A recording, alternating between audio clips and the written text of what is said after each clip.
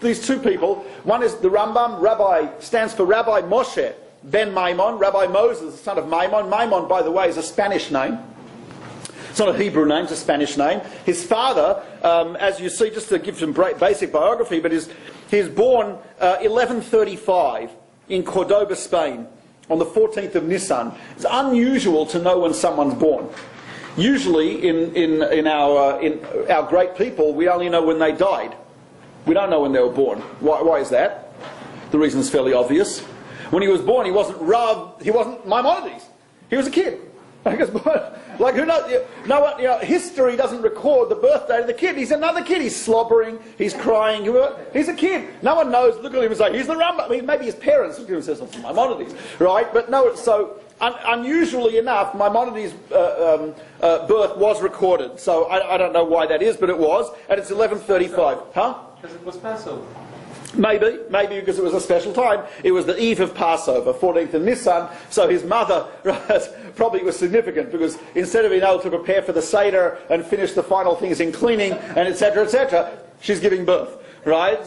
So she probably reminded about him the rest of her life. Remember that Pesach, you were born. That's why his name is right, and he doesn't get a birth. That's why it was called Moshe. Maybe. He doesn't get a birthday cake, nothing. Anyway, so he's born Erev Pesach, and his father Maimon was a judge, a dayan, in the Jewish community in Spain. Now, you should know, in Spain at the time was ruled by Muslims. They used to call it Al-Andalus, Andalusia, right? We would say in English, but it was ruled by Muslims. Now, about 90% of the Jews lived under the Muslims, and that's why we pointed out last week that so many of the Jewish books were written in Judeo-Arabic, which is Arabic words, but in Hebrew script, because we lived under Muslim rule, and that was the language of the Jews, was one of the language, standard language he spoke was Arabic. So but however, there were ups and downs amongst the Muslims. Living under the Muslims was actually, for much of history, was better than living under the Christians. As a rule, the Muslims treated the Jews as second-class citizens. That's a religious precept. It's called dhimmi, D-H-I-M-M-I. You are a dhimmi. That means it basically means a second-class citizen, right? So, however, we were tolerated. We had freedom of religion. They did not attempt to convert us. They did not force us to convert. There were crusades, inquisitions, pogroms. They were few and far between. We didn't have that much in the Muslim world. However, that changed a little bit. Maimonides was 16, approximately. Cordoba was captured by a group of Muslims called the Almohads. Now, the Almohads were much more hardcore than the previous Muslims who ruled Spain, and they said only Muslims may live in Spain. You want to live in Spain? You've got to convert. Of course, the Christians didn't invent the Inquisition. This was actually, the Almohads did this in Spain. Later on, the Christians came and declared Queen Isabella, who, by the way, the church made a saint, right? She declared that anyone because she supervised the torture and death of thousands of Jews. I don't know why is that sainthood, whatever. So, but basically, she said only Christians in Spain. And later on only in Portugal, later on it moved to Brazil, and of course the Jews first came to the North America from escaping the Inquisition from Brazil, and they came to the South Carolina area. That's where the earliest Jews came to America, escaping the Inquisition in Brazil, which followed them from Europe. Anyway, so the Almohads invade Spain, and life changes radically. Until that time, Maimonides, Rambam, had been taught by his father. His father was someone who believed, as did many, many Jews, most Jews of Spain, that the person's education should be broad and should be very intense.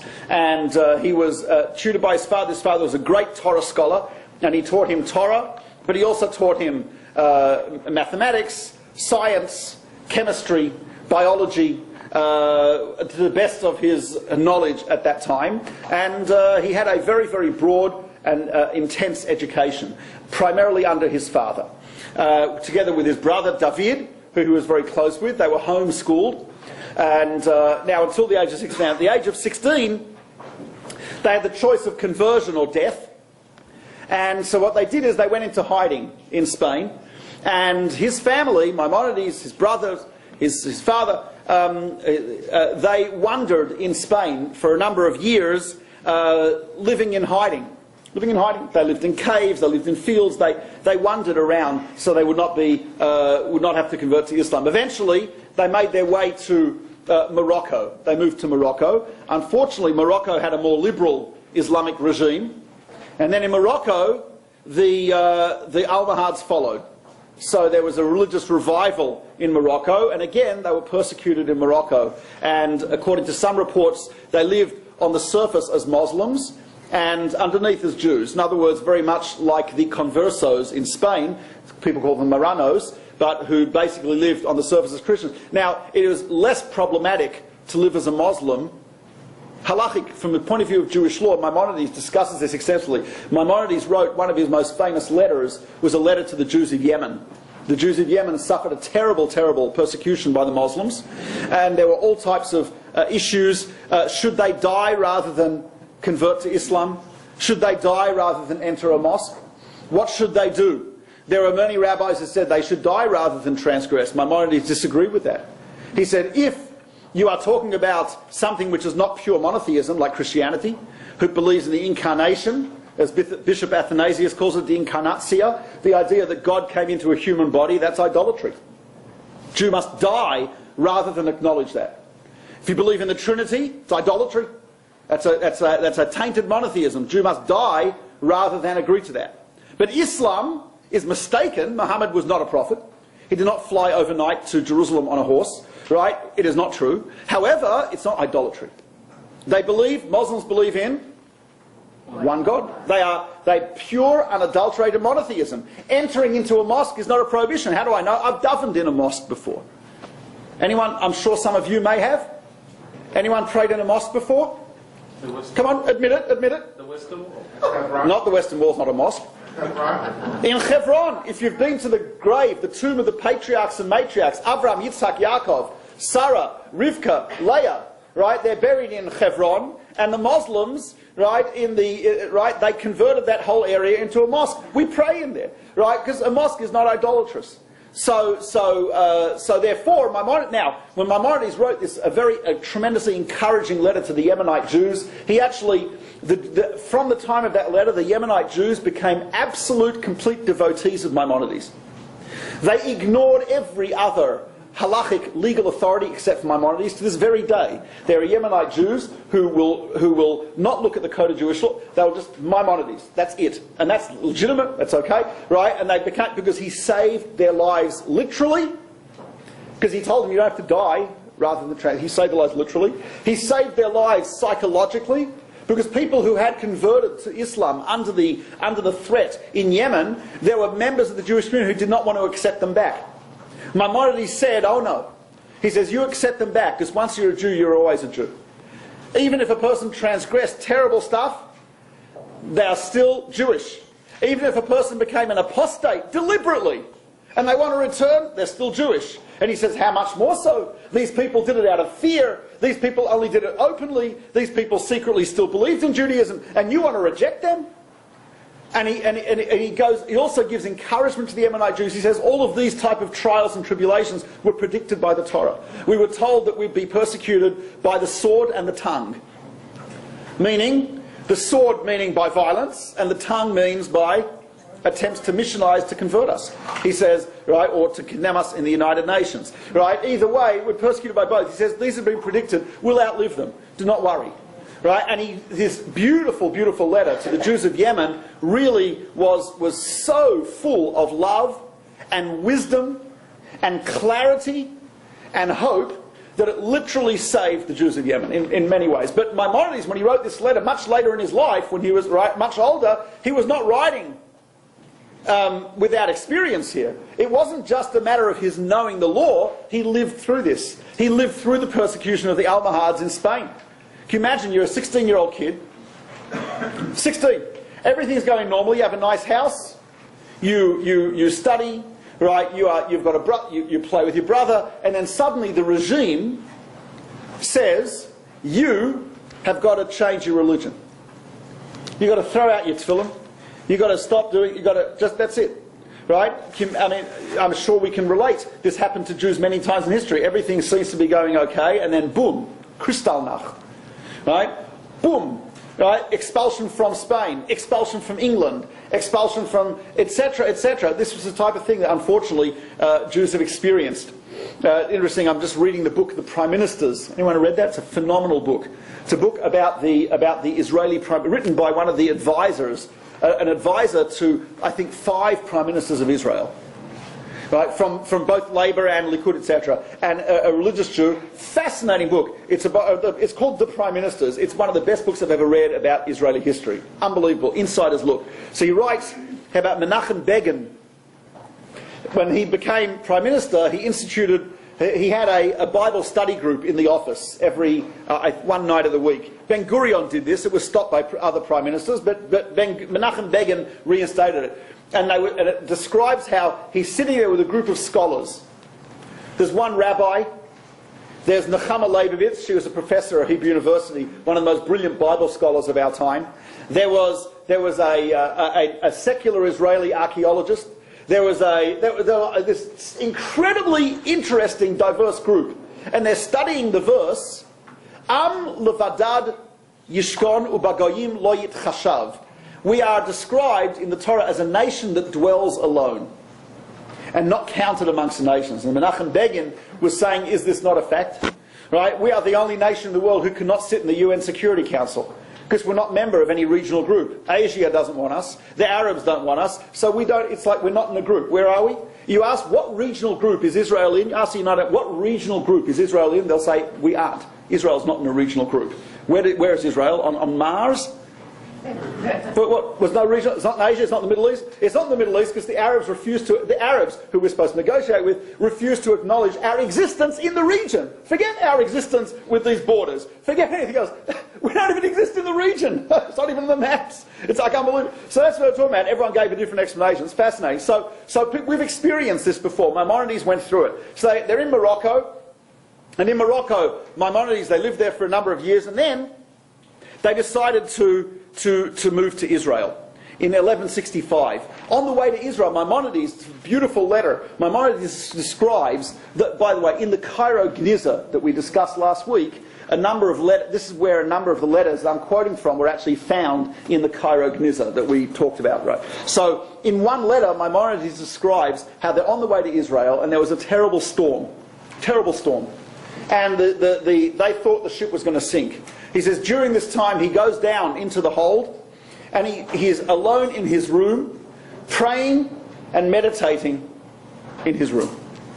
And he writes, they were eventually saved from this storm. They made it to Israel. And he writes in the letter, he says, from that day, from that time on, I declared that day that we were in the midst of that storm, as I was alone, just God and myself, in the midst of the storm. So from that day on, for the rest of my life, that anniversary, I will be alone in my room with myself and God, praying and meditating, fasting for that day. That's how he commemorated that. Right? He felt it was appropriate that it was just him and God together, and that was it, and he survived, God saved him, and he continued. He lands in Akko, in the port of Acre, right? You've heard of Saint-Jean d'Acre, right? Joan of Arc. Right, that's Acre. It's a city in the north of Israel, just north of Haifa. And it was a famous port. And he lands in Acre and he declares on the day he lands in Israel, because we take Israel for granted. Some of us. I don't know if everyone does. Right? I don't see anyone here old enough to remember the foundation of the State of Israel. Right, 1948. But for those of us who've grown up with Israel, we take it for granted. Take it for granted. You know, you go to Israel, oh my gosh, the flight was terrible, it was crowded, no one listens on El Al, who listens to the stewardess? No one listens. Right? You can tell if there's a lot of Christian pilgrims on the flight. Because if there's Christian pilgrims, you can tell when it lands, if everyone stays seated, it's basically a Christian pilgrims on the flight. Right? If as soon as it touches down, everyone gets up while the plane's still like, you know, right? It's all Jews. Right? It's a classic. So we take it for granted. When Maimonides' boat landed in Akko, he declared that day a Yom Tov, a festival in his family. He made that day into a festival for all time. The day that he first merited to set foot in the holy land of Israel, he declared it a festive day, and his family, they would wear their Yontov, their Shabbat clothing, they'd have a special meal, they'd light candles, they'd say special psalms. Because he merited to come to the land of Israel. Beautiful thing. Then he gets from Akko, someone takes them, he and his family, he takes them to Jerusalem. I think they went to Jerusalem first. In Jerusalem, when he gets to the Western Wall, he declares another festival in his life that he will celebrate for the rest of his life in his family, the day that he first merited coming to Jerusalem. That's a festival. And then he is taken to Hebron, to the tomb of the patriarchs and matriarchs, and he declares another Yontif. So from the one trip to Israel, Maimonides' family has one fast day and 3 Yontifs. Right? You think of it, what are the events that mark our lives? Right? I don't know, I remember when my baseball team won, who cared? You know what I mean? The irrelevant stuff. Here, the day he merited the land of Israel, the day he merited to go to Jerusalem and to pray there, as he describes it, at the gate of heaven, and the day that he merited to pray at the tomb of our patriarchs and matriarchs, and the day that he went to the land in Israel, all these are festivals preserved in his family for generations. Anyway, he had to leave Israel. He did not have rest in Israel either. There was apparently some plot to kidnap him. It's unclear what the danger was, but apparently it was from the Crusaders, and he had to leave Israel. Now, at the time, there was a very large Jewish community in a place called Fostat. Fostat is what we call Old Cairo. Old Cairo, Fostat. And Fostat was where a lot of Jews lived in Fostat, in Egypt. So he moved to Fostat, Old Cairo, in Egypt. Now, for many years, that's where he really became very productive. He wrote books already before this time, but he became most productive in Fostat, in Old Cairo. And he was supported by his brother David, who we discussed last week. His brother David was a merchant, used to deal primarily in precious stones. He went as far as India in some of his trips, and he supported Maimonides, while Maimonides was able to learn and to write his books. Eventually, Maimonides' brother David died in a shipwreck in India. As we saw last week, we have in the Cairo Gniza was found the last letter that Maimonides' brother David sent to Maimonides. So we have this very beautiful letter. We read it. Those who remember, I see a lot of familiar faces here, right? So we read that letter last week. Very beautiful. And at that point, Maimonides had to become a doctor. He said, how could he become a doctor? I mean, can you imagine, like, let's say, God forbid, you're an accountant, or something like that. You lose your job. You say, fine, I'll become a doctor tomorrow. How do you do that? So the answer is he already had tremendous amount of knowledge. His father taught him a tremendous amount of physiology. He taught him anatomy. He had studied all these things. Right? And aside from his independent study, and he'd read, we see from his writings, he'd read all the works of the great and famous Greek doctors, right? Hippocrates, Galen, etc., etc. So he was well versed in the medicine of his time. He was well versed in science, and he was a very quick learner as well, and so he became a physician. And why did he become a physician? Because he maintained that you're not allowed to make a living from Torah. He said he knew he could become the rabbi of Cairo instantly. He'd get a nice salary, become the rabbi. Right? He didn't want to do that. There's actually a story, there's just a contemporary story. There was a Rabbi Blazer. I don't know if anyone's heard of it. Rabbi Blazer. He was a student. He was in the 19th century, a student of someone named Rabbi Yisrael Salanter, who was the founder of what's called the Musar movement, which was to teach ethics. So Yitzhak Blazer was a brilliant Torah scholar, but he had a house painting company. That's what he used to paint houses. Yitzhak Blazer, for the first few years after he finished yeshiva, left yeshiva, he painted houses. He didn't want to make a living from Torah. Painted houses. Later on, his teacher forced him to become chief rabbi of St. Petersburg. He was chief rabbi of St. Petersburg for 16 years. And it really was, he hated every moment of it. There was all the politics with the Tsarist government, the Orthodox Church in Russia. It was terrible. It was a terrible, soul-destroying post. Eventually, when he left post as chief rabbi, he'd actually accumulated a lot of money because they didn't have children during that time. He and his wife decided they're going to move back to Kovno, where he can study Torah, and they opened a boarding house and restaurant. And they used to have a small study hall where he'd sit and study Torah, and when his wife felt that it was getting too busy, she'd ring a bell and he'd come in and serve. So he was the former chief rabbi of the capital city of Russia. One of the greatest students of Rabbi Yisrael Salanter, Rabbi Yitzhak Blazer. You would be sitting in the restaurant in Kovno, and Rabbi Blazer would come along with a, "Did you order soup, sir?" Because he wanted to work. He wanted to work from his own sweat, his own hands. Is that unbelievable? And so he's sitting there. He's serving a table of important rabbis. He brought them soup. And one of the rabbis says, a little bit condescendingly, sneeringly, he says, "So this is better than being chief rabbi of St. Petersburg?" And Rabbi Blazer said, "Absolutely." He said, "When I was chief rabbi, I didn't have a moment's peace of mind to think in depth about the Talmud, Rashi, Tosfot. I was continuously caught up with politics and this and that." He says, "Now," he says, "I sit and study." He says, "My wife rings the bell, I come out and serve." He says, "While I'm serving soup, what do you think I'm thinking about? The soup?" He says, "I'm thinking about the Talmud." He says, "I have total peace of mind. I don't have to worry about anything. This is fantastic." So that's what Maimonides did not want to do. He wanted to also. So he decided he's going to make a living from being a physician. He became the physician. His fame spread so quickly, he became the official physician of the court of the ruler of Egypt at the time. The ruler of Egypt was a fellow by the name of Saladin, Salah al-Din, who was Maimonides' patient. Maimonides functioned as his personal physician. He was the physician for the entire court, which included the harem, which included all the ministers, and the family of Saladin. And as a physician then, they didn't have specialties then. You didn't have psychiatry, right, and dentistry, and you're a doctor, you take care of everything, you're a doctor, right? You don't care, you specialise? Yes. What's your specialty? Anesthesia. Anesthesia. So obviously you don't have people telling you their problems. If they do, that's a real problem. You're not, listen, oh, he's awake, right, obviously, right? So when you're a physician back then, right, there's actually, I have a relative who's an anesthesiologist. He told the rabbi in the synagogue, he says, we have a very similar job. He says, right? He says, but you do much better than I. Rabbi says, what do you mean? He says, I only put one person to sleep at a time. Your sermons, 100 people. So yes, it was me, but okay, right. Anyway, so Maimonides also functioned as like the psychologist of Saladin.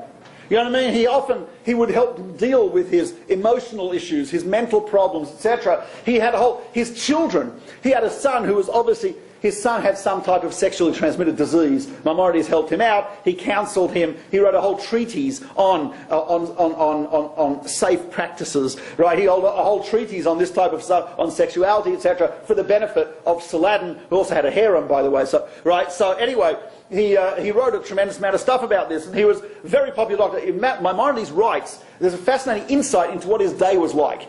There's a letter he writes to, now, as I mentioned, most of his work's written in Arabic. Now, how do they get translated into Hebrew? So there was a family from France called the Ibn Tibbon family. Ibn Tibbon family were famous translators, like a family of translators. You know, like the Rothschilds are in banking, right? So this is the Ibn Tibbons were the translators. So one of them translated Maimonides' works from Arabic to Hebrew. Maimonides, and he writes to Maimonides, I'd like to come and see you. Here he is in France. Maimonides is in Cairo, Fostat. He says, I want to come to see you. And Maimonides says, I love you like my own son. He says, your translations are what you have the passion for the work. You understand the idea that translation cannot be literal. He says, you've got to be focused on what the idea is, right? You've got to be focused on the idea, right, rather than the literal. I mean, translation is always a problem. There's an Italian proverb. I'm sure you may be familiar with it. Italian proverb. Reading poetry in translation is like kissing the bride through the veil. Right, so I don't know the original Italian, but basically, right, so translation is always a problem, right? So Maimonides already said, Tibbon, you are a good translator. You know what you're doing, right? You know what you're doing. So he says, and I love you like a son, but he says, for you to come to see me, for you to make the trip from France to Cairo, braving pirates, right, Christians, Muslims, slave traders, you name it, to come to me, he says, I may be able to spend 5 minutes with you. Maybe. He says, let me describe my day. So in the letter he describes it, we have the letter from the Cairo, right? He says, I start a little before dawn, I wake up, I study, I pray. He says, immediately after grabbing something to eat, I then go, travel, it's over an hour to the court of the vizier of Saladin. He says, I there deal with the people in the court, with the Saladin and everything else there for approximately until the afternoon. He says, I am able to come home just before sundown so I can pray afternoon service. He says, by the time I get into my house and grab something to eat, there's already, outside my surgery, there's a line of people waiting. Jews and non-Jews, sick, healthy, everyone, the whole long line waiting outside my surgery. He says, I then go and apologise to each person and try and do some triage. Who needs, who needs most, right? You've got to do a triage, right? Some guy standing there, right? Someone else got a sniffle. We're going to put them up, right? So he does that. He says, I start seeing patients. He says, by late in the evening, he says, I'm seeing the patients. I'm lying on the bed. The patients are standing up. He says, I don't have the strength to stand anymore. So you imagine you walk in, the doctor's lying on the bed. Come over here. Right, let me take your pulse. Can you imagine that? Right, that's what it was like. Maimonides is lying on the couch. The patients are standing up because he doesn't have strength to stand up anymore. He says he does this until close to midnight is when he sees his patients. Reverse psychology. They feel better already. They see him, they feel better. Right, that's a good point. Right, so he does this until about midnight. He says then. He says he drags himself out of the surgery and he tries to study a bit of Torah. He says when it comes to Shabbat, he studies Torah, but he says on Shabbat, Jews from all over the place come to consult with me on halacha, Jewish law, communal activities, etc., etc. So he says I spend the entire Shabbat, meals, prayer, answering questions, communal questions, etc., etc. He says, so you'll schlep, he didn't say schlep, but whatever the equivalent is in Arabic, right? So he says, you'll schlep all the way from France to Cairo. He says, I may be able to squeeze you in for an appointment, right, maybe midnight for 5 minutes. Is it worth it? But you have an idea, that's what his life was like. That's what his life was like. And by the way, I should point out, even though he wasn't the official rabbi of Cairo, he was the rabbi of Cairo. So all the Jews asked him their questions, and he was involved in tremendous amounts of polemics with a particular group of Jews called the Karaites. We discussed them a little bit last week. The Karaites were Jews who'd rejected the oral tradition. So the Karaites were obviously in opposition to Maimonides. As divine providence would have it, by the way, there was a similar controversy within Islam. There were Muslims who believed only in the Quran, but there's also, as you probably know, there's an oral tradition of the Quran known as the Hadith. Right? The Hadith. So there are those Muslims who rejected the Hadith, and there were those who accepted it. It so happened that his patient, Salah al-Din, was a follower of the Hadith. So that means Maimonides, he could sympathize with Maimonides' fight against the Karaites, who didn't accept the oral law, right? And Maimonides could sympathize with Saladin's fight against the anti-Hadith Muslims.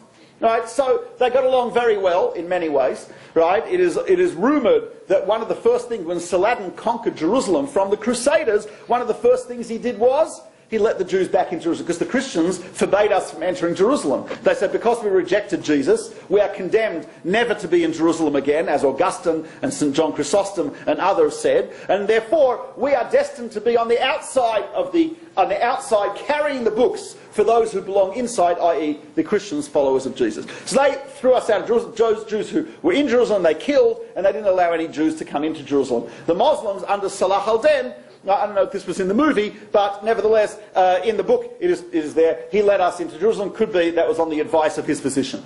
Okay. So anyway, Maimonides was involved in tremendous polemics with the Karaites. The Karaites, and here's a fascinating one. This is a crossover. This is where his job as a doctor and his job as a rabbi and his argument with the Karaites crossed, right? Because you see, the Karaites believed, since if you look at the Torah, right?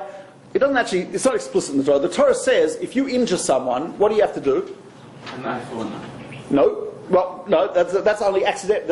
It says you have to compensate. Well, that's true, compensation. But it says explicitly what type of compensation. You have to pay their unemployment. And also what it says is, I'll give you a hint because I'm in a good mood, Exodus 22. Okay? No, it's a giveaway. Right? What it says there is, V'rapot yirapeh. You shall heal him, you shall heal him. That means you've got to pay for his medical care. So what do you see from that? Is medical care allowed? Yes. Of course it is. Clearly. The Karaites believed you're not allowed to go to a doctor. The Karaites said it's going against God's decree to go to a doctor.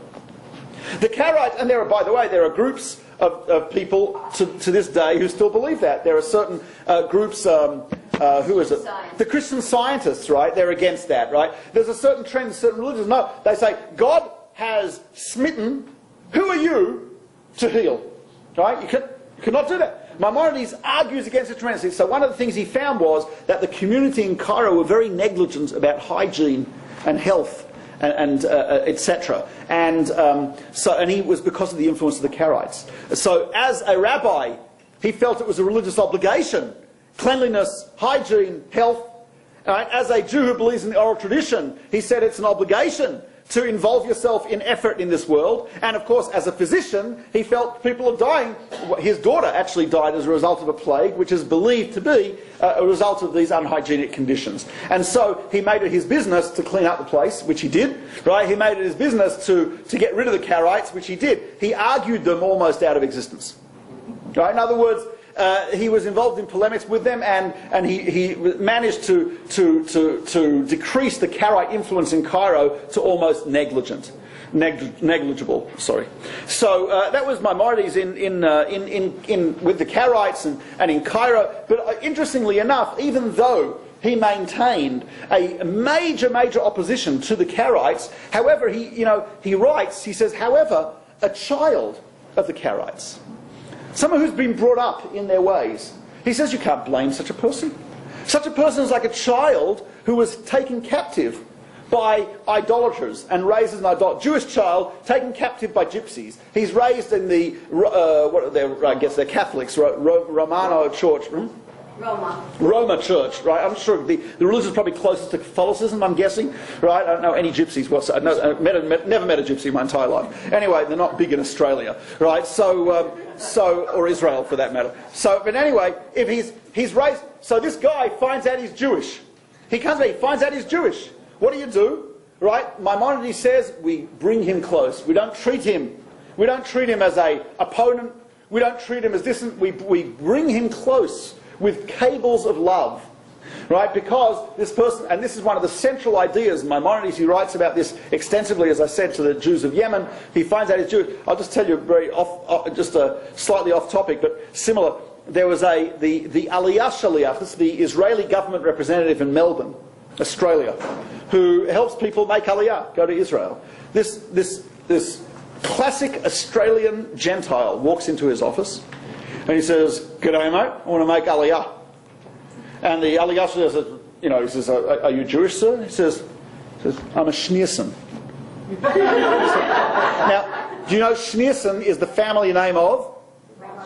The Lubavitcher Rebbe. So the Aliyah is like blown away. This guy is a policeman from a place called Mildura. Mildura is a few hours north of Melbourne, a few hours south-west of Sydney. There may be one or two Jews in Mildura. I mean, there's nothing there. There's no shul in Mildura. It's nothing. What's a Schneerson? What is he doing in Mildura? So it turns out, you probably know, one of the Lubavitcher Rebbes, right, three ago, sent many of his students and family to settle in Israel, in Hebron, and in other places in Israel. He sent them to Israel. So what happens is that one of his grandchildren got involved in the Jewish underground against the British. So he's involved in the Irgun, right, who were fighting the British. People are familiar with this a little bit. He was fighting the British during the British Mandate, right? Anyway, he gets thrown in prison by the British. His daughter visits him in prison, brings him kosher food, etc. There's a prison guard, a British prison guard, very friendly, very nice guy, one of the few decent Englishmen that exists, right? Maybe one or two others, I don't know, right? So he's like, she meets him. What happens is she falls in love with the English soldier, a goy, right? He's not Jewish. Her father is in prison fighting for the Jewish underground in Israel, right? She is bringing food to her father and visiting her father in prison. She falls in love with a British soldier. They figure, look, getting married in Israel is probably not going to be ideal. You know what I mean? Right? He's British. Her father is in this underground organisation fighting the British. He's a British soldier. This is not going to work. To go to England, equally as bad. English hated, especially the Jews of Palestine. They hated us, right? So they decided to go. They will go as far away as humanly possible. Where'd they go? Australia. Now, not to Melbourne, because the Jews in Melbourne, right? There's not to Sydney, there's Jews in Sydney. Where'd they go? Mildura. Gurnished. Nothing. She changes it. She's married to this British non-Jew. They change their name. Anyway, she never tells her child that they're Jewish. Because the kid's Jewish, mother's Jewish, he's Jewish. Right? So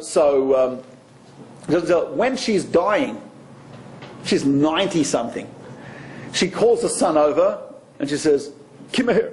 Right? I don't know if she said, "Come here." She said, "Come on." He says, "What? What the heck?" Right? And she says, "I want to tell you something." She says, "We're Jewish." Can you imagine this? An Australian policeman in Mildura, complete 100%, what we call 100% a non-Jew. Right? And she says, not only is he Jewish, but he's a schneerson. You heard of the Becher Rabbi? He says, no. She said, we're descendants. Okay. So he starts reading about Judaism. He decides to get into it.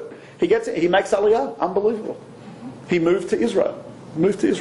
I don't know what happened to him, but he moved to Israel. So Maimonides would say, Maimonides' view is 100% Jewish. 100% Jewish. Okay. So anyway, he also, during this time, he was also involved heavily in not only the community, but well before the internet, the Jewish people were connected globally. We did not need the internet to be connected globally. Maimonides was getting questions from France, from Spain, from Jews in Germany. He's getting questions from North Africa, from Tunisia, from Morocco, from Sudan, from Yemen, from Saudi Arabia, etc. He's communicating. His books get distributed all over the world. They're handwritten. Everything's handwritten. There's no printing machines. Right? His books end up in India, in the Jewish community in India. His books end up in Yemen, amongst Jews in Yemen. I mean, can you imagine this? It takes weeks to get anywhere. It takes weeks to get anywhere. And yet all the stuff spreads all over the world. So an amazing thing. Anyway, he died in 1204, and he was eventually buried in Tiberias in the north of Israel. His son, Avraham, took over and was himself a scholar in his own right. His son Avraham, his son Avraham had a son David, right, named after their deceased uncle. And David moved to Aleppo in Syria. So the Maimon family moved to Aleppo in Syria and remained there until approximately the 1950s. Right? Now, they also brought with them a fascinating book called the Aleppo Codex, Keter Aram Soba, to put it in a technical term, which was a book written in Tiberias. It was actually a complete copy of the Bible, written by some rabbis in Tiberias, actually a family called the Ben Asher family. The Ben Asher family, right, wrote the most accurate version of the Torah, prophets, and writings, with all the with all every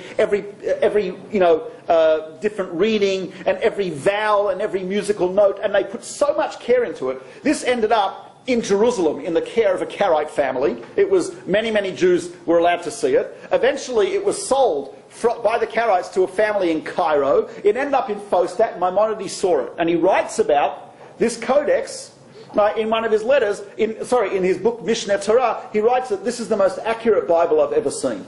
You can rely upon this in every area. So his family took it to Aleppo, Syria with them. David Maimon went to Aleppo, Syria, took it with him. It remained, the Aleppo Codex remained, and it was seen, people took notes on it. There were, later on, people took pictures of it, like in 1800s, 1900s, right? And eventually it was there until 1948. 1948, the Aleppo Codex, which, by the way, was written in 8th century, when the State of Israel was created, the Syrian government encouraged the population to riot against the Jews and to burn down as many synagogues as possible. So the Syrians burnt down the Aleppo synagogue. The Codex, the Aleppo Bible, the first quarter, last quarter or so were burnt. But a Jew, the Gabbai, the sexton of the synagogue, bravely went in and saved it from the fire. And so he hid it in his house. And he smuggled it out of Syria to the United States in the 1950s. From the United States it was brought to the Hebrew University in Jerusalem, and so now we have most of the Aleppo Codex. The other parts of it, there was a Jew in Vilna, a scribe in Vilna, who made Aliyah in the 1800s, because he wanted, and one of the things, his aspiration was to see the Aleppo Codex. He got to Jerusalem, he got sick, he couldn't travel. He sent his son-in-law to Aleppo, his son-in-law took his father-in-law's Bible, and he wrote notes in the columns of everything he saw from the Aleppo Codex. And unfortunately, and he brought his Bible back to Jerusalem, and it got lost until 85. 1985, the family had a house in Kiryat Moshe, it's a neighbourhood in Jerusalem. The house was going to get demolished to make an apartment building. And they're cleaning out the house, and they find a collection of old books in the boydom. You know, Israeli apartments, they have these things under the ceiling called a boydom, which is where you put your Pesach stuff, right, etc. Anyway, or a kid if they're naughty. Whatever, it's just like this area under the ceiling. It's like the Israeli equivalent of an attic, right? And they found in the boydom, guess what they found there? The Bible that was brought to Aleppo. So now we have the complete Aleppo Codex content, and the Hebrew University published it in a book called Keter Yerushalayim, which was seen by Maimonides in the 12th century. Now that is a little bit of a biographical sketch of Maimonides. Let's look at some of his works. I don't think we're going to get to the Maharal, is it? We may, but we'll see. False advertising, I'm sorry. Maybe next week we'll get to Maharal. I'll combine it with Prague. We'll see. So he wrote his first book, he wrote in 1158. How old was he in 1158? He was born in 1135. So he's 23 years old, right? He's 23 years old. He writes his first book, which is a book on astronomy, halacha, and mathematics combined, because it's all about the Jewish calendar. And you can see the greatness of Maimonides, because here it's a combination of Jewish law, combined, of course, with astronomy, because you've got to know astronomy to know the calendar, and also mathematics. Then he wrote explanation of logical terms. He wrote, one of his greatest works was Siraj, a commentary on the Mishnah. The commentary on the Mishnah, we saw an original copy of his handwriting of that last week, and his commentary on the Mishnah called the Siraj, which is Arabic for the light, or the shining, Jack Nicholson type thing, right? The shining. So in the Siraj, he actually, what he wanted to do was, he wanted to make the Mishnah accessible to everyone. Although in other words, he writes in one place that he preferred to write the truth and have 1,000 idiots not understand it, but have the few intellectuals understand it and grow, rather than obscure it and water it down. That's on the one hand. That's in the Guide for Perplexed. However, on the other hand, he wanted to make Torah accessible to everyone, without watering it down. He wanted to make it accessible. And this Mishnah, this commentary on the Mishnah, again, written in Arabic, so you're a Jew living back then in Tunisia, Morocco, Egypt, right? Mishnah is not easy. It's very concise. There's a lot of explanations. So you pick this up, and here it is. It's art scroll, right? It's in the language you speak. There's diagrams. Everything is like, and a beautiful thing he does, Maimonides writes, he says anytime he comes across some philosophical subject, some aspect of Jewish belief, of faith, he digresses and he goes at great length. He says, because nothing is dearer to me than teaching people about belief in God, in Judaism, and teaching the fundamentals of our faith. He says, so therefore, even though this is not the place to talk about it, I'm going to talk about it anyway. And indeed, in one of his greatest digressions, which we owe him a lot for, he wrote the 13 Principles of Faith. The very famous 13 Principles of Faith, which a lot of Jews recite every day after prayers. There's a beautiful poem. Anyone know the poem Yigdal? Yigdal Elokim Chayvit, right? That's a poem which is actually a poetic version of Maimonides' 13 Principles of Faith. Next time you look at the Siddur, look at Yigdal, usually at the beginning of the Siddur, and look at the end of morning prayers, weekday morning prayers, you'll see the 13 Principles of Faith. Compare the two, you'll see that I believe with perfect faith that, and you look at Yigdal, you'll see it's a complete parallel. It's a 13-verse poem expressing these. So we say it before prayers and after prayers, very beautifully. Many Jews died with the words of Maimonides' principle on their mouths. Ani ma'amin be'emunah shlema b'viyas HaMashiach. There's a famous song, Jews sung it during the Holocaust, Jews sung it many, many times. So it's a very famous song, the 13 Principles of Faith. Also, in another fantastic digression, he writes an introduction to Ethics of the Fathers with his psychological theories. He talks about the soul, he talks about the need of the soul, he talks about psychological need. He says if a person feels they're getting a little depressed, he said what you need to do, he says, is go to a beautiful area, listen to good music, hang out with friends, look at beautiful things, eat good food, and spend a lot. He says, this will help you. Right, this will help you. Right, so again, he talks also about the nature of the soul, the idea that the one thing remaining ultimately in the human being is the intellect. the dart of the human being, which he seems to equate with the idea of the soul. He has a different understanding of soul than the Kabbalists, right? And he talks about the importance of intellect. These 13 principles of faith, the way he understands it is that they are the minimum things you need to know in order to have a normal relationship with God. For instance, to have a relationship with someone, I need to know certain things about them, and I need to deny certain things about them. Does that make sense? Example: if I believe, someone says, whatever, they set you up on a date, blind date, right? And the person they set you up with, you look at them and you say, I think this person is an alien, masquerading as a human being. They go home, they're going to pull off this mask and underneath this hideous reptile. If you believe that about the other person, can you have a normal relationship? No. I think it'd be very difficult. You need a lot of therapy, right? I mean, it's a lot of therapy, right? So you can't, right? If you believe that the person you're speaking with has got multiple personality disorder, right? They've got 16 personalities, Sybil, 16 personalities. Can you have a normal relationship with them? Of course not. Depends which personality. Yeah, that's true, right? I guess with one of the person, but it's very hard, right? You can't have a normal relationship. So Maimonides says, you want to have a relationship with God, you've got to know certain things about Him. Okay? You've got to know certain things about Him are not true. He's not physical. He is not plural. Right? He is not limited, etc., etc. You've got to know certain things about Him. He communicates with the world. He is concerned with the world. He has expressed things that He wants us to do that He doesn't. He punishes. He rewards, etc., etc. He gives you, what's the minimum intellectual framework that a Jew needs in order to have a relationship with God? That's what he gives us in that. And very beautifully put, and of course sparked off an entire genre of literature all about that. You cannot imagine how many books, monographs, treatises, essays, doctoral theses have been written on Maimonides' works. It is beyond, if you do a search, seriously, if you do a search on the amount of books written about Maimonides, you will, just to read the bibliography, you'll probably spend a few years. It is unbelievable, right? The depth of his work. So that's what we call Siraj. The Ma'amar Kiddush Hashem and his letter to Yemen, these are two masterful letters in which he writes about, as I said, how Jews should deal with these terrible times, the Inquisitions, the Almohad persecutions, and so on and so forth. He wrote a Sefer HaMitzvot. You see, if you look through the Torah, how many commandments are there? 613. Anyone read through the Bible, it doesn't actually say commandment number 3. Commandment number 4. Commandment number 4. It doesn't do it. It gives you, there's a narrative, there's laws, thou shalt not. It's not so clear cut, right? So we have a tradition, the 630 commandments. Maimonides is one of the first to write an authoritative list of the commandments. Not the first, but one of the first to write an authoritative, what are the 613 commandments? What are they? So he wrote a book called Book of the Commandments, and he goes through all 613. He gives you a little précis of the commandment, the source of the commandment, basic parameters. Sometimes he gives you a reason behind it, and that's an amazing book. Again, sparked off tremendous whole genre of literature. Here's what we call his magnum opus, his greatest work, which was written, by the way, not in Arabic, but in Hebrew, is what's called Mishneh Torah, which means the repetition of the Torah. What he wrote was, and he writes in the introduction, and this is quite a statement, he got some flack for this, I must tell you.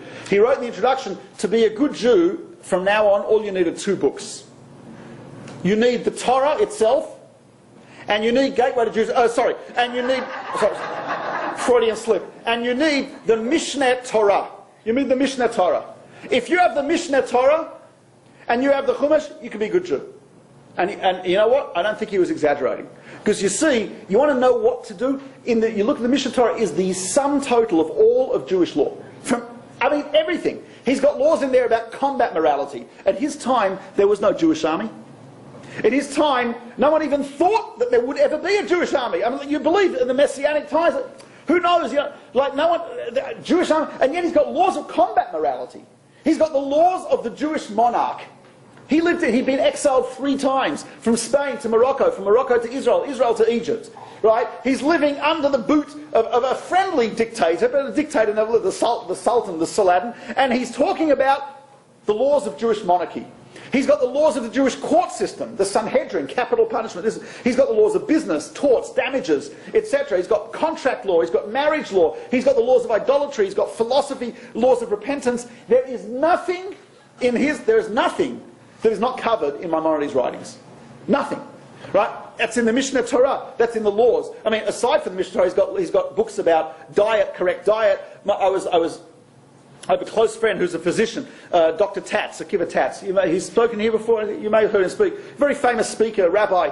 Right? He's a physician as well. So internal medicine. He doesn't really practice anymore. Right? So, but he told me. He says he once brought to medical school in South Africa. He found a treatise by Maimonides about asthma.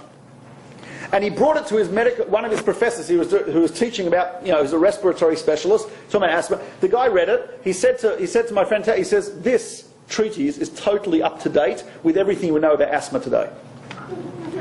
He says, unbelievable. He says, written in the 12th century, couldn't believe it. Couldn't believe it. Right? And a lot of his advice in terms of what he calls prophylactic medicine, that is to say, he says healthy diet, exercise, correct ways in which to eat, correct ways in which to drink, what you should drink, what you should eat, where you should live, etc. He says, if you follow this advice, you won't need a doctor. He says because any medical interference, whether it be through drugs or an operation, he says always has a downside. There's always a negative. There's always a side effect. It's just you say, you know what, I prefer to have mess up my stomach than have this terrible headache, so I'm going to take this.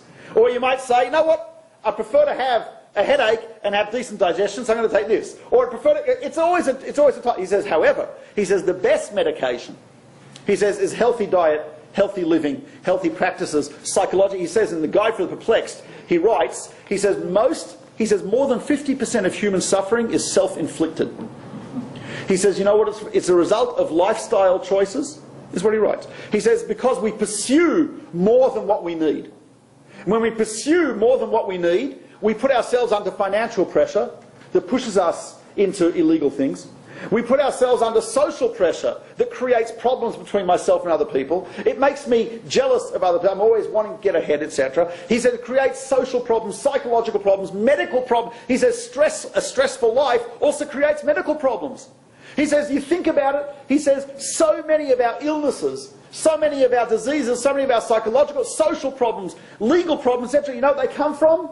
Lifestyle decisions.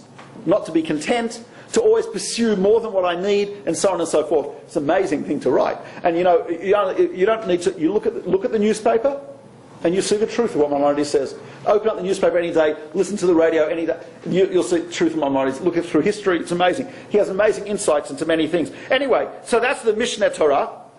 The next book I've got here is Moreh HaNevuchim, Dalat al-Ha'irim, which means a guide for the perplexed. By perplexed, who does he mean? So the Guide for the Perplexed is his great philosophical work. In his introduction he writes, this work, he says, he writes to a student of his, Yosef ibn Vaknin. He says, I'm writing this book for someone like you. Why? He says, you who have studied all of the Torah, the entire Talmud, all of the Midrash, all of the writings of our sages. You are, of course, fluent in a number of languages. You've studied science, philosophy, grammar, logic, music, etc. And now, you have some questions. This book is for you. This book is not for someone who says, like, dude, is that an aleph? That's not who it's for. It's not like a beginner's guide to Judaism. Right? It is a book for people, because he said, you know what? You're not supposed to turn off your brain when you walk into the synagogue. He said God doesn't expect that of us. He wants us to think. He wants us to investigate. And so Guide for Perplexed has a whole section of proofs of God, proofs of his unity, proofs of his incorporeality, arguments, etc., etc. Fascinating. The third section gives reasons for all the commandments, not one of them resorting to anything metaphysical. In other words, you'd come to a total skeptic and you say, I've got 613 commandments for you. He says, whoa. You say, and I've got a reason for all of them without resorting to anything of faith or metaphysics. Amazing stuff. Right? Just to read through how he understands the commandments from a psychological, sociological, physical perspective, it's very, very, very interesting to see. That's his Guide for the Perplexed. And in it, of course, he has some controversial stuff as well. This is where he got into trouble. The scholars of Provence in France were very hardcore, hardline. And a lot of the scholars in Provence were very disturbed by things that Maimonides said. For example, everyone familiar with the story of Abraham and the three men? Three men come to Abraham and he feeds them, etc. Familiar with the story? Turns out they're three angels, and they promise him that he and Sarah will have a son, and they cure him, right, and they save Lot from Sodom, and they destroy Sodom, etc., etc. All that beautiful story, right? Maimonides says, had you and I been there, we wouldn't have seen a darn thing. All of this took place in a prophetic vision that Abraham was having. It's a little bit controversial. Right? Maimonides was very angry at him for saying this. He said, what do you mean? Are you telling me that Abraham did not give the food to the angels? No, Maimonides says, no, of course not. It was part of a prophetic vision. Maimonides will understand many things in the Torah as metaphor. He also, by the way, used to bring in, he says, it is a mitzvah, it's appropriate. He says, if science of our time understands the world in a particular way, and I am able to explain the Torah in such a way that it conforms to the science that we understand, I should do that. Why create a conflict? Why should I have someone either reject science or reject the Torah? But you can't have both. Why? If I can explain it in such a way that it's in parallel, it works together with what we understand science, I should do that. I'm obligated to do that. He says he got in trouble for that as well. He also brought in a lot of Aristotelian philosophy, got in trouble. So the scholars in Provence, in France, a number of them made a ban against Maimonides some of his books. Not against everything, because he was so great no one could do that, but they banned certain of his books, the Guide for the Perplexed, and the first section of his Mishnah Torah, they banned it. Now, there were some students of theirs that got so, as usual, got carried away, and you know what they did? They burned some of his books. One of these students, who was attributed to by the name of Rabbi Yonah, he had another student, and his other student writes that, interestingly enough, not long after they burnt, the Jews burnt some of Maimonides' books, the Christians in Paris burned 30 cartloads of Jewish books. And he says, ironically, he says, the place where they burnt the 30 cartloads of Jewish books was the same place where the copies of Guide for Perplexed were burnt previously. He says, and the ashes of one mingled with the ashes of the other. I don't know if that's literally true because it was 100 years later, right? But he says this is what we learnt. So they went overboard in the opposition. But of course, eventually Maimonides and all his works were widely accepted by all elements of Jewry, and of course those people who burnt it were one of them. There's a legend. It's not absolutely certain, but he wrote a great book all about repentance. Wrote a book about repentance, and they say. The legend has it that the reason he wrote a book about repentance was because of what he had caused by his opposition to Maimonides, that terrible tragedy of the burning of his books and everything that ensued from it. Right? He wrote a book all about repentance as a way of atoning for his sin. In addition, many letters, literally thousands of letters. Do we have thousands? Maybe I'm exaggerating. Hundreds of letters that we have. Could be he wrote thousands, but we only have extant hundreds of his letters on many different areas. I didn't give you the whole outline. I have 4 pages of outline going through all of his books and the subjects of his letters, and he's got some fascinating letters. You know, very often he always signs it V'Katav Moshe, which means basically written by Moses. End of story. That's how he writes. Katav Moshe. And in his letters, you see sometimes he's very sensitive. He writes to people. He writes a whole idea, and he says at the end of it, he says, "I've just written what I believe, but you decide." You know. Now, obviously, his logic is so powerful. Some of his letters are rebukes. He's got a letter which is a heavy rebuke to a man who left his wife to go on a lengthy business trip for years, and he left her without support. And Maimonides found out where he was, and he writes a letter like, whew, right? I mean, he wrote another letter, one of the most famous letters. He's got 3 letters, most of them are in Arabic, 3 of them are in Hebrew. They were all to one person. They were written to a convert by the name of Ovadia. There was a convert, not the Ovadia we quoted last week, the music we had, a different convert. Ovadia was an Arab Muslim who converted to Judaism in Cairo. I think he was in Cairo, I'm not sure. But he wrote 3 questions to Maimonides. And of all the letters, Maimonides answers these 3 in Hebrew, not Arabic. Which is weird, isn't it? Anyone know why would he answer these in Hebrew, not Arabic? Nobody will catch it. What? Nobody would. But all the letters he writes in Arabic. He's got very controversial letters in Arabic. And here, to one person who is a native Arab speaker, right? He writes in Hebrew. What's he doing? Maybe he wants No, he writes controversial stuff in Arabic. Maybe he wants to show respect for his conversion. Exactly. Sensitivity. He's writing to him, I'm writing to you as a brother. You know, in other words, yes, he grew up as an Arab, he grew up as a Muslim. Now you're Jewish, I'm writing to you. He doesn't say this, but he's writing to him in Hebrew because he's showing, oh, you are totally, you're a brother now, I'm writing to you in Hebrew. You understand? It's a certain sensitivity which you see in his writing, which is very beautifully expressed here. So there's 3 letters, I'm not going to go through all 3, but just one of the letters is fascinating. In one letter, this convert says to his rabbi, says to Maimonides, he says, I had an argument with the rabbi of my synagogue. That's unusual, never happens, right? It's like probably the only time in history I've ever seen something like that. So he says the rabbi, I had an argument with the rabbi of my synagogue, and he says, the argument was, is Islam idolatry or not? So I said, I grew up as a Muslim. I was a Muslim until the age 25 or so. He says, it's not idolatry. The rabbi got very angry with me and called me a fool and said, of course it's idolatry, you're a fool for saying it's not. So he writes to Maimonides, what's the correct view here? Maimonides writes to him. He says, first of all, he writes a beautiful blessing to him. And then he says, first of all, I want you to know, I've read the Quran and its commentaries. I've studied Islam and Islamic philosophers, and you are right, it is not idolatry. He says, number 1. He says, number 2, even if you were wrong and your rabbi was right, it would not be permitted for him to humiliate you in public and to call you a fool. He transgressed a serious prohibition of the Torah. He says, in addition, even if that would be true, he was right and you were wrong, and he humiliated. He says, but the truth is, the Torah tells us approximately 30 times, love the convert, bring the stranger close, don't oppress him. He's transgressed over 30 biblical prohibitions. He says, fourth, he called you a fool. How can he call you a fool? According to his view, you've come from idolatry to monotheism. He says, you are the most intelligent of people. He says, how can he call you a fool? According to him, you've come from idolatry to monotheism. That means you're very intelligent.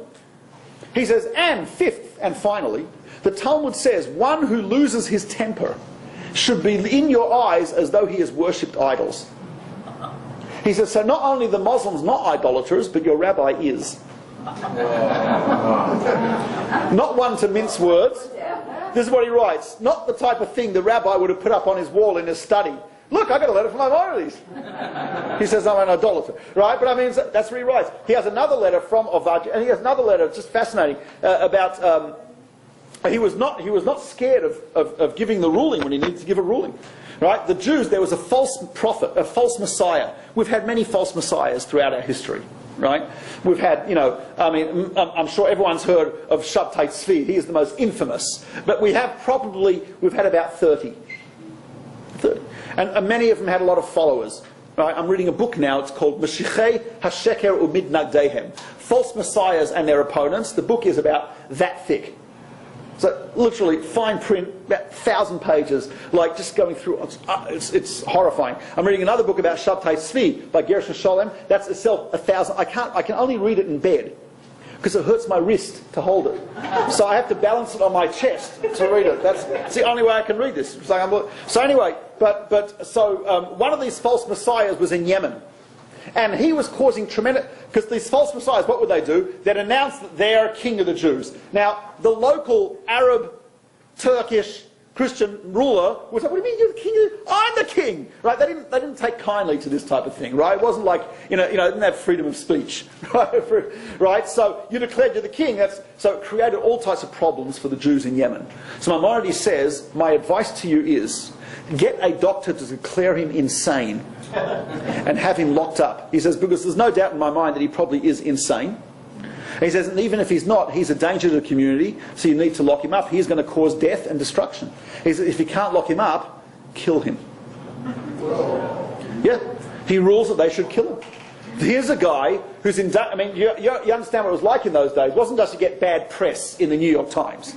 Right? If a Jew rises a false messiah, people got slaughtered. People got tortured. Right? It was that. So he had the courage to say, this is what needs to be done.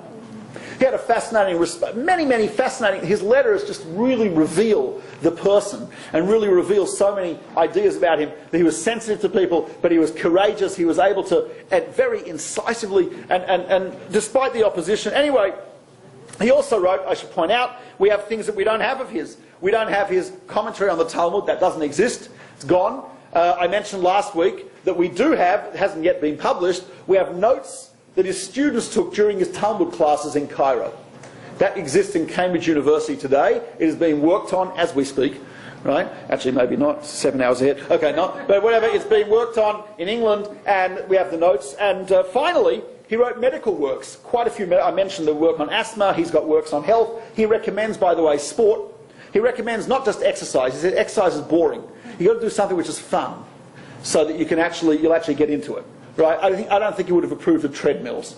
I mean, it's like, if that's all you're doing, that's great. But I mean, I think he was into like, he said, you need to, fun. He had a very interesting, his educational techniques, and which are expressed in many of his commentaries. He was very into what's called balance. He felt a person should not go to extremes. He says, following the path of God is following a path of moderation. He says, you should not be a miser. You should not be a spendthrift either. You should try to find the middle path. He says, Jewish law is the mitzvot give us the ability to be balanced. He said, when you lead a balanced life, he says, you're not going to extremes in one area, you're better able to contemplate God and creation, to have a better relationship with others, with yourself, with God. He said, that's what it's about. He says, so you need that type of balance psychologically and physically in every area. He advocated that type of thing, to follow that middle path, what he calls the path of balance. And then finally, just a couple of his communal work. He made many decrees, halachic decisions, letters of rebuke. He established the first public hospital in Cairo. I don't know if it was the first in the world, but it was one of. He established a public hospital to ensure that everyone could get medical attention. Very, very interesting, not just for Jews, but for everyone in Cairo. And he reversed the Cairo influence, and of course, as I mentioned, his works to this day are probably the most, amongst the most studied, other than Rashi, he's probably the most studied one of the scholars in the Jewish world. You go to any yeshiva, go to Lakewood, go to Philadelphia yeshiva, go to Mir in Jerusalem, go to Sephardic yeshivas, go to Hasidic yeshivas, go to Lithuanian yeshivas, right? Everyone is studying they're studying Talmud, but Talmud, of course, predates Maimonides by 1,000. It's ancient. It's almost 2,000 years old. Maimonides was recent. It was only 800 years ago, right? But you know what? Everyone's studying Maimonides. Everyone's studying Maimonides, and we treat it with reverence. Every word was measured and weighed. Every word was, before he wrote it down, thought about many times, crossed out, rewrote, etc., etc. So anyway, it's a little bit of a glimpse, hopefully, into the life of Maimonides. A little bit about his life, a little bit about his writings, what he did. Next week, we're going to do back to audio-visual. I'm going to give you a ticket to Prague will cost you about $500 easily, right? Staying in the hotel, talking about $150 a night. Tour guide, the food, right? Easily, right? You'll be spending over $2,000 to go to Prague just for a few days. We're only going to charge you $500 for next week, right? That's not no, it's included in the price. So we're going to give you a virtual tour of Prague next week on the thing, and hopefully then I want to talk about the Maharal, because we were supposed to talk about the Maharal today, but I got carried away with the Rambam rant, right? So, but the Rambam is worth it, right? So we'll talk about the Maharal, and we'll do the virtual tour of Prague next week, same bat time, same bat channel, and we'll see you then. Thank you very much for coming.